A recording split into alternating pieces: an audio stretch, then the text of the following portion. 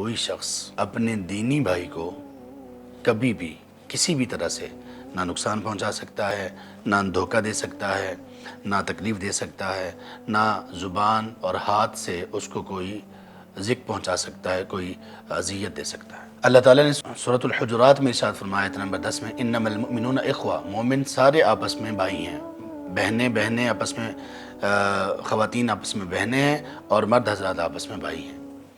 یہی بات ارشاد فرمائی اللہ تعالیٰ نے سورہ التوبہ میں آیت نمبر 67 میں 67 میں فرمایا والمؤمنون والمؤمنات بعضهم اولیاء بعض، یہ دونوں ایک دوسرے کے مددگار ہیں، قریبی ہیں، ولی ہیں، ایک دوسرے کے دوست ہیں، حمایتی ہیں۔ یہ ولی میں سارے معنی پائے جاتے ہیں۔